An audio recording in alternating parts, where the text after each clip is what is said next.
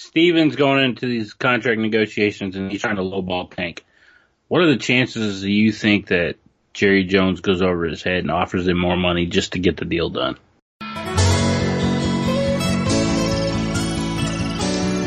Today is Friday, March 8th. This is the Cowboys Beat on CLNS Media. I'm Ari Temkin. He's Patrick Conn.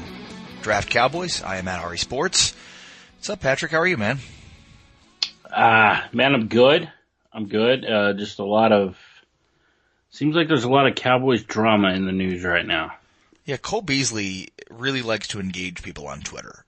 You know, I don't exactly understand it because it's just not a war you're going to win. It's just not a battle you're going to win. You know, it just seems like in his haste to try to explain everything to everybody, he comes off even worse, and that's not his intention. But, you know, like he does the whole report on $20 million guaranteed, and then somebody's like, why would you want $20 million a year? And he's like, it's not a year, it's guaranteed. It's like you're trying to explain to the person that thinks you said $20 million a year. Like you're trying to have a reasonable conversation with that person. Cole, come on. You can't have a reasonable conversation on Twitter. I would know. You can't. You cannot have a reasonable conversation with anybody on Twitter. So let me ask you. Well, I mean, there's some you can, but you're right. For the most part, it's just I'm right, you're wrong. Yeah, it's not fun. Yeah, and so let's start on Cole Beasley. Cole Beasley has been a very productive slot receiver for the Cowboys. He has one of the highest rates of converting first downs. You know, he's a guy that has a lot of value. They just, since really Dak's rookie year, they haven't figured out the right way to use him. And look, there's going to be interest in him. You know, I mean, the interest, at least from Jane Slater, as she reported on Wednesday, was, you know, the Patriots, the Bills, the Packers. I mean, do you think this team is better without him? Offensively. Ooh. Better without him? That's rough. No, I don't think they're better without him. So, let me ask it a different way. There's a lot. Okay. This offseason is about trying to build a Cowboys offense that's, you know, better than 22nd in the NFL in scoring, right? Like that's an important thing for them to be next season. A more productive offensive football team. Okay. Does not having Cole Beasley help or hurt that? Oh, I think it hurts that. For the simple fact that I think if you remove Cole Beasley, who's been, like you said, productive, really an important piece, you're essentially saying that who are you giving the load to? You gonna hand the ball off to Zeke even more? I mean, you got Amari and you got some names to work with. Michael Gallup, he got better, but maybe Cedric Wilson can come in and do some things from the slot, or is it Hearns? I don't think that there's a receiver on the roster that does what Cole Beasley does. And that's the ability to get open, create mismatches, and let's be frank, when the guy has the ball in his hand, he's a nightmare for defenders to deal with because his ability to change direction and start and stop. I mean, you've seen it just as much as I have. He puts defenders on skates. He does. He's so underrated. You know, it's funny because I think Cowboys fans look at him, they look at the size, they look at the production, and they think, oh, okay, yeah, we don't need him. And I think like there's a lot of missed value there. And you know, one of the things I think that bringing in Cooper did, especially because, you know, Cooper comes in on the fly, so they kind of have to figure things out on the fly. Like, I think Cooper was very much responsible for his diminished looks, Cole. Because a lot of the looks that had traditionally gone to Cole in terms of downs and distances, they went to Cooper. And, you know, so I think Cowboys fans have this idea that he's really easily replaceable. And, you know, they hear 20 million guarantee and they laugh at it. And like, I think first of all, there's so much context missing there. Like, okay, over how many years, right? Like he wants 20 million guaranteed. Like that, there's only so much you can do with that little of information. I think Cowboys fans hear that and they're outraged by it. But look, I think his value in the open market is probably more robust than Cowboys fans would acknowledge. And look, I don't know. I don't know what it would take to keep him, but I think should be a greater importance on trying to keep him because, I mean, you mentioned it. There's the potential for maybe Allen Hurns, who's worked a lot of his career out of the slot. Cedric Wilson, their late draft pick last year out of Boise, who spent the entire year on IR. You know, there's potential with Andy Isabella or other guys in the draft. Mm-hmm. But there's a lot of unknowns there. With Cole, it's known as long as they utilized him right. And again, he's a first down machine. You look at the percentage of catches that he turns into first downs, it's close to the top of the league. So, like, that's in terms of an offense that is scoring more points, if you're going to have a receiver that continually converts first downs for you, you're going to score more points. You think so? You'd like to hope so. You'd like to hope so. But I think one leads to the other traditionally. Right, and I think Cole does that. But I think that the big issue here is not the money when it comes to these fans. I think they genuinely have an issue with Cole Beasley. Yeah. And I think some of that has to do with, he's too concerned with rapping or putting an album out. And it's almost like people feel like athletes can't have lives. Right. No, totally. You know, totally. So I think that's a big portion of it. Yeah, the $20 million. I mean, yeah, if you take it out of context, you're like, whoa, is this guy asked for $20 million guaranteed a season? That's quarterback money. You know, so I can understand why people would get upset. But yeah, there is missing context there. Is it a 3-year deal, 4-year deal, 5-year deal? Right. I could handle a 5-year deal, giving them 20 guarantees. All right, cool. Yeah, and the thing is, like, I don't know. You know, I'm a proponent of the Cowboys need to spend the money they have on offense. Like that's just what I believe. Again, they have the 22nd ranked scoring offense last year. They were up from basically 30th through most of the year after they acquired Amari Cooper. And I have faith certainly in the change in philosophy with Kellen Moore. That could help. But I want to see personnel improvements. And I mean, so far you add Jason Witten, you know, you probably subtract Cole Beasley unless something crazy happens, but I don't think they're going to bring Beasley back. That's not a better offense right now. That's not a better offense. And there's nobody in the second round or the third. Like there are very few positions that are immediately translatable in the NFL draft, right? Like receiver's not one of them. Running back is, but receiver's not one of them. Tight end's not traditionally one of them. So again, as I'm looking to kind of figure out how this team has improved in a way on offense that makes me believe they can be better than 22nd in scoring through some of the moves I think they're going to make in terms of, well, they made the Witten move, but now Beasley probably leaves. And then if they spend money outside the organization in free agency on offense, like, I don't know, it just doesn't seem like it's at this point, based on what we've heard, they're going to be bargain bin shoppers again, as they traditionally tend to be. I don't see this offense improving all that much. And that's got to be the most important point this entire offseason. Well, I have some good news. All right. I like good news. The last 3 games of the season, Dallas had the 5th best scoring offense. So, well, what have you done for me lately? And although there's a little tongue in cheek there, right? There's also components of truth in that, insofar as those you can trace back. Those are the games in which we believe that Kellen Moore and Dak Prescott and Jason Garrett are probably more involved in the game planning than they had been prior to, with Linehan basically taking charge. So maybe there is some reason for optimism. The big in Big Wireless provider stands for a lot of things. Big contracts, big bills, and big fees. What Big Wireless doesn't want you to know is there's a way to cut your wireless bill down to just $15 a month. Introducing Mint Mobile, the game-changing company that's taken everything wrong with Big Wireless and made it right. Mint Mobile makes it so easy to cut your bill down to just $15 a month. You can even keep your old number, along with all your existing contacts, with any Mint Mobile plan. There's no more paying for unlimited data that you'll never use. And if you're not 100% satisfied, Mint Mobile has you covered with their 7-day money-back guarantee. To get your new wireless plan for just $15 a month, plus free shipping on your Mint Mobile SIM card, go to mintmobile.com/podcast. That's mintmobile.com/podcast.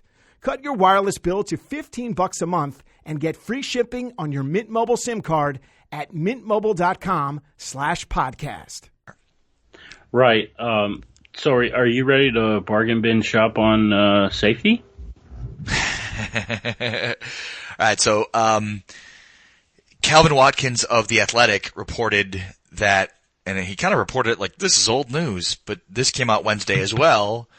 He basically said the Cowboys are not going to be in on Earl Thomas or Landon Collins or Eric Weddle. Right. And basically said the reason for all three of those is money. So Weddle's interesting to me because I guess I understand. I mean, Earl Thomas reportedly asked for $15 million annually. I'm out on that. Landon Collins is probably going to want somewhere in that neighborhood. I'm out on that. I don't know why Weddle's like 34. He got $8 million in his last contract. Like why is Weddle thrown in there? I didn't think Weddle was part of the expensive category in line with Earl Thomas and Landon Collins. I think more that's based on his level of play. You know, you think of those as the top three available. Maybe not in terms of money, but maybe in terms of level of play. I think Weddle is a really good player. Yeah, I really do. At his age, and he still is. He'd be as much as we love Jeff, great over Jeff. Yeah. The problem being is that these are the Dallas Cowboys and they don't like to spend money. I mean, aren't they kind of doing that right now with Tank Lawrence? Yeah, we'll get into Tank Lawrence in a second. Right, but I'm no, but you're right. You're right.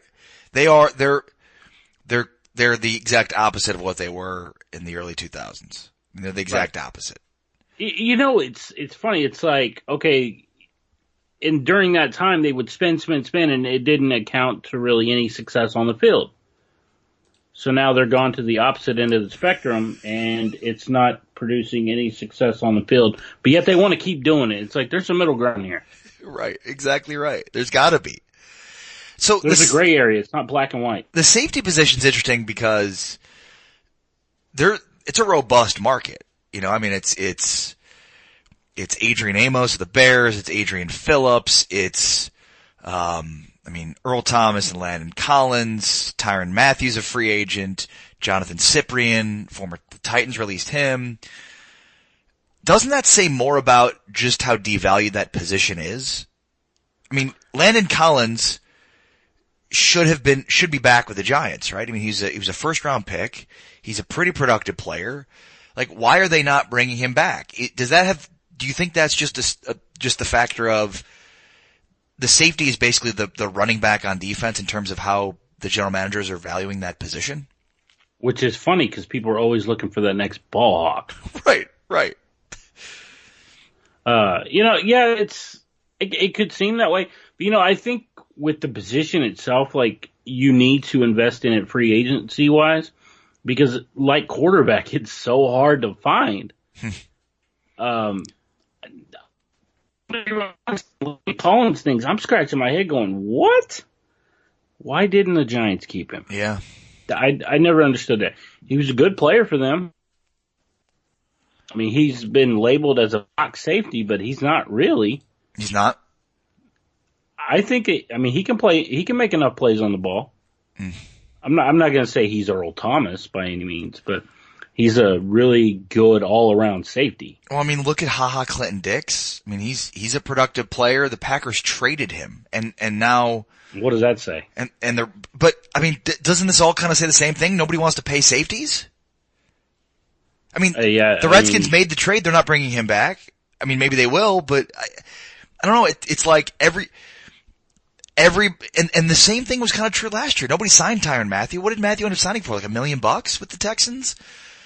Trey Boston was a guy that was on the market available for a long time. Eric Reed, the kid from Texas, not Adrian Phillips or Earl Thomas, but Kenny Vaccaro. Mm-hmm. So I don't know. It's so interesting to me, and especially because the Cowboys had the opportunity to sign all three of those guys I just named and didn't.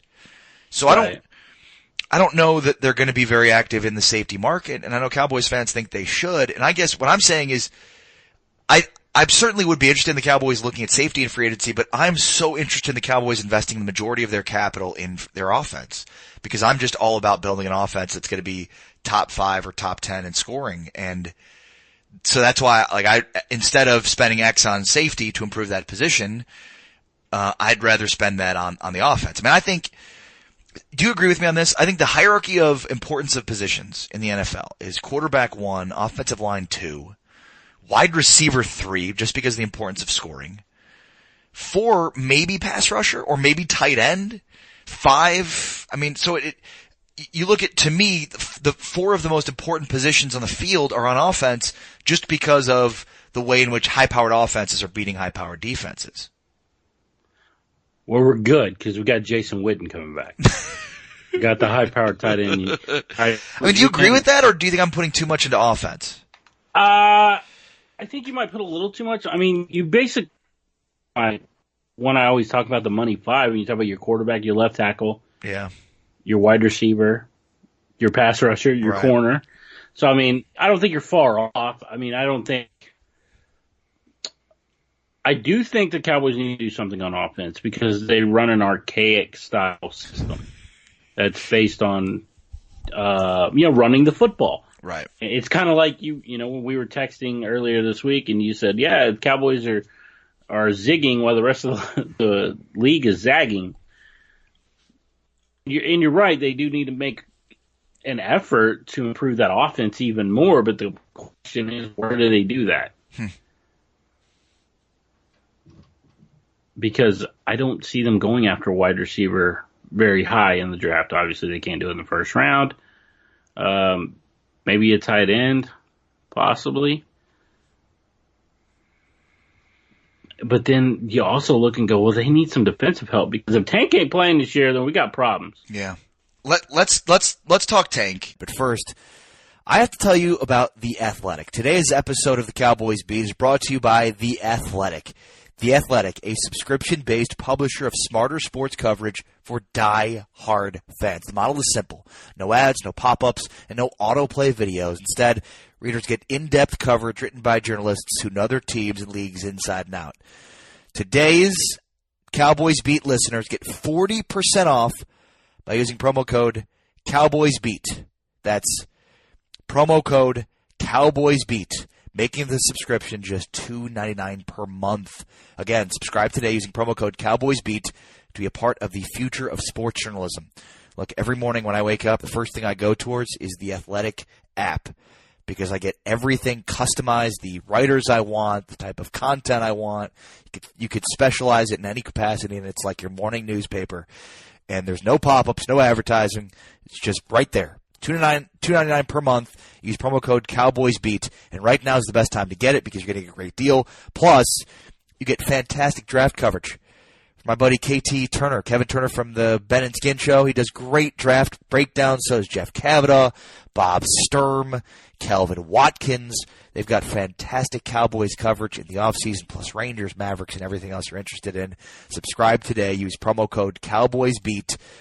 Visit The Athletic. Use promo code CowboysBeat. You're going to get 40% off, $2.99 per month. It doesn't get any better than that. Subscribe to The Athletic today. So the Cowboys tried to get a long-term deal done. They can't, so they have tagged him. Tank Lawrence is unhappy. He said he didn't want to sign a second franchise tag. So I think what happened. So I mean, the reports indicated, Patrick, that DeMarcus Lawrence wants north of $20 million. The Cowboys want to give him south of $20 million, right? Like, and so it's like the Cowboys are like, we'll give you 19, and he's like, I'll take 20, and they're like, all right, we're done here, right? And it's obviously not that simple because if it was just the difference of $1 million a year, then they'd get the deal done. I think what it is Tank goes to the table and says, I want a 6-year contract at $120 million with $60 to $80 million guaranteed, right? He wants 6 years, he wants $20 million annually, and he wants, tons of guaranteed money, right? I think the Cowboys say, we'll pay you $20 million. We're not going to do that over 6 years, which I think is the right move. And maybe the Cowboys counter with, do you want long term? Because if you want a 6-year deal, we want to pay you something around 17 or 18 million with this in guaranteed. Because look, Patrick, he's dominant. He's a really good football player. He's one of the best defensive football players in the game today. He is. But he's had 4 surgeries in 5 years. He's about to have his 4th in his 5th year. He's 27 years old. He's had 2 back surgeries, a foot surgery. He's about to have surgery on his torn labrum.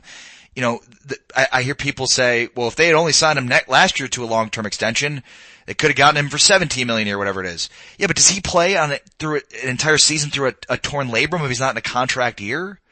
Right? Like, he basically just played the entire season through a torn labrum and played and balled out.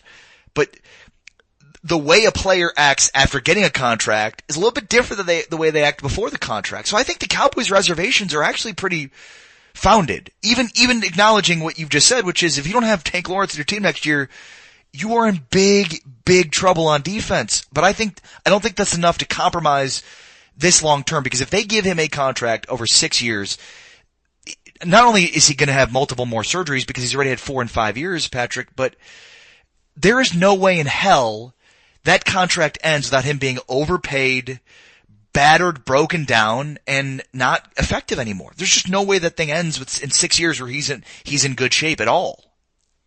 That's why you put outs in there, so you front load the contract so you can get out of it. Yeah. You get the production, you pay for the production, and then when the production ceases, you get rid of them. That's the same thing that they did with DeMarcus Lawrence or DeMarcus Ware.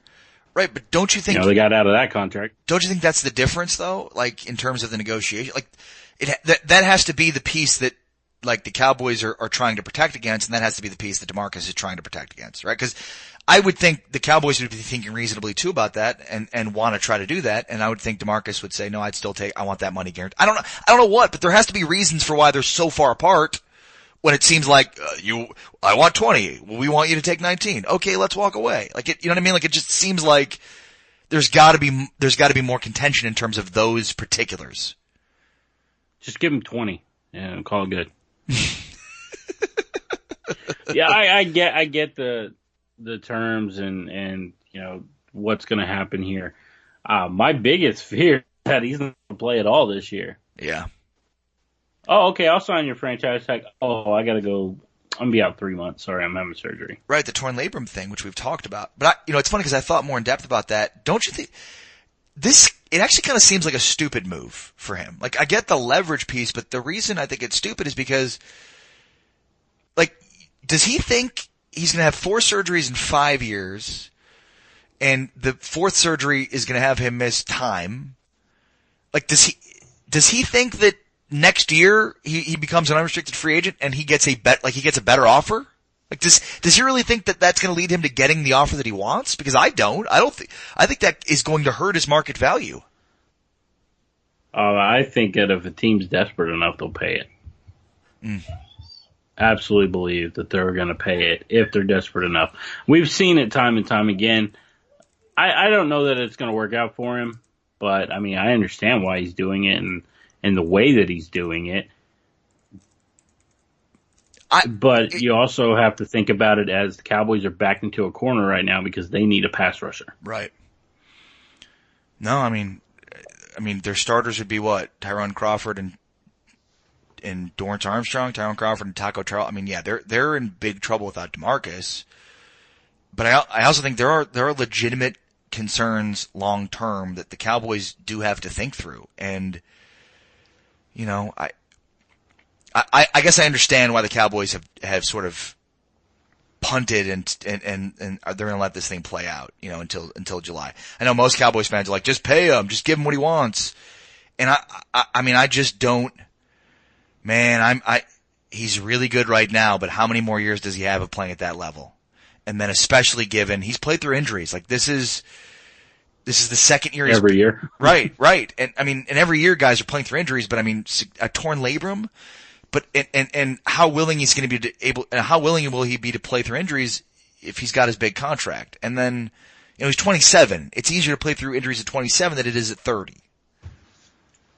Yeah. I got a solution. We're just going to give him $120 million, give Dak $200 million.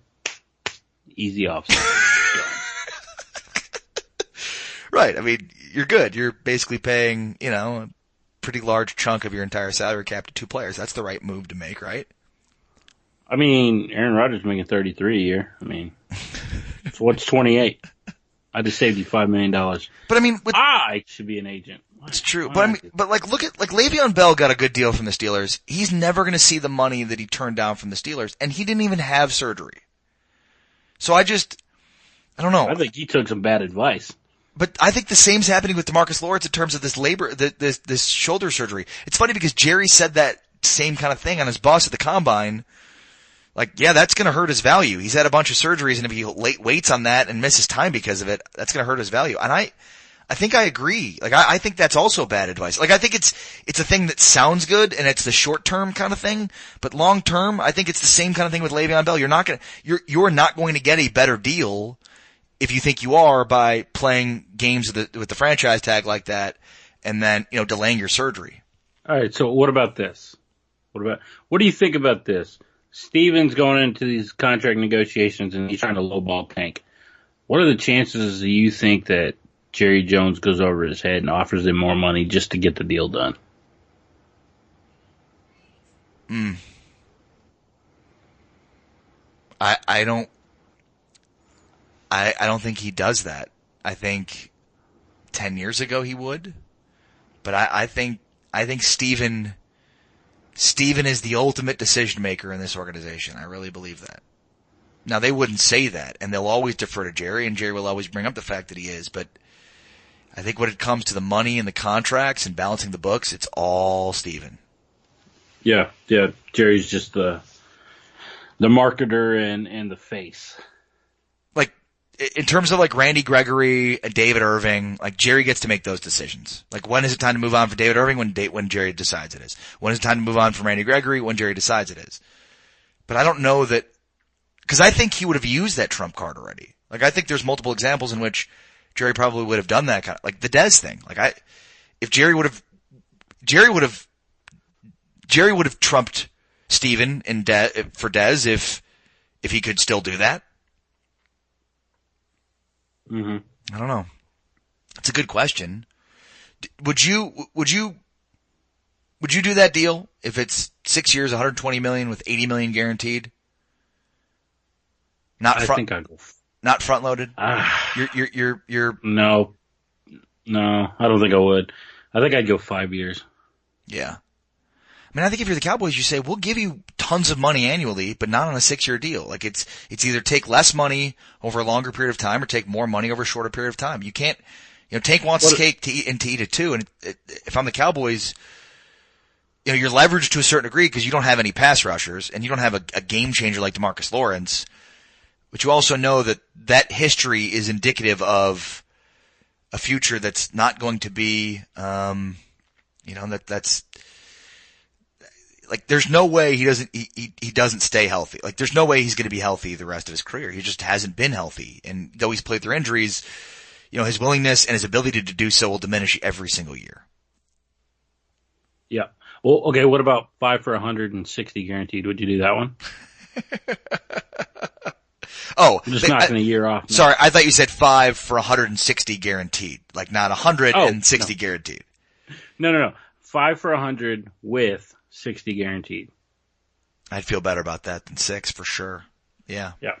And if it comes down to getting the deal done or not, right? Like, then I probably end up pulling the trigger on it. But the thing is, you almost do that knowing I'm gonna regret this at the end of the deal. This is a deal that, like Khalil Mack's deal is 7 years, $141 million with like 90 guaranteed.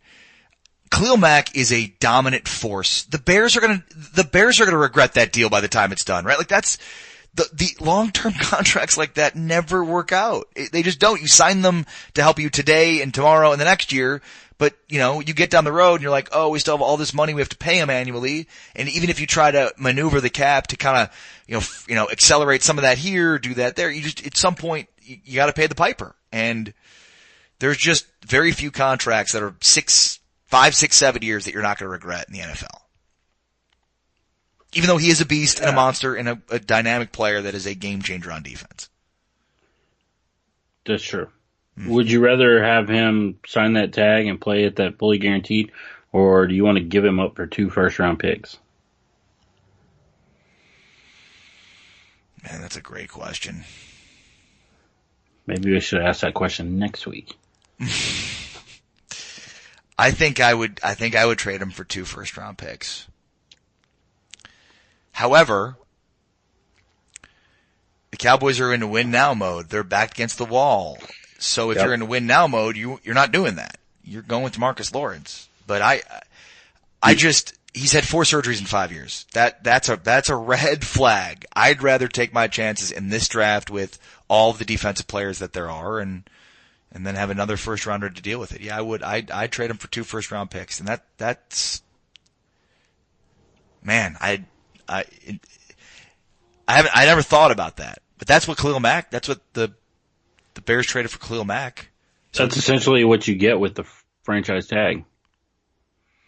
If another team wants the player, the cost is 2 first round picks.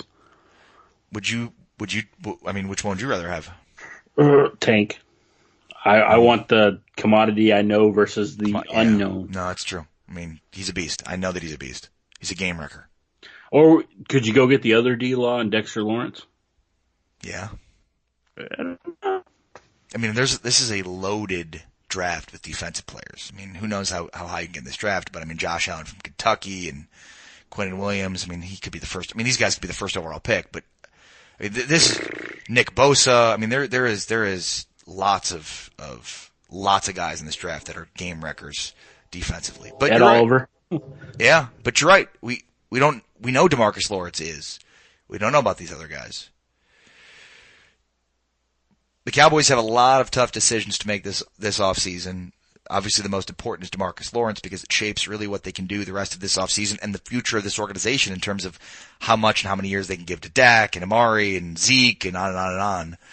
More hard decisions coming up, certainly on the Cowboys Beat podcast.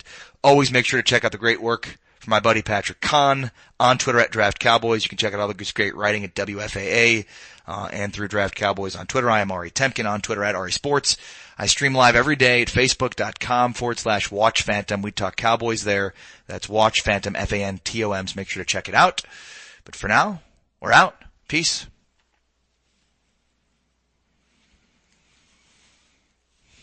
I don't know. What'd you think? I think this team just depresses me.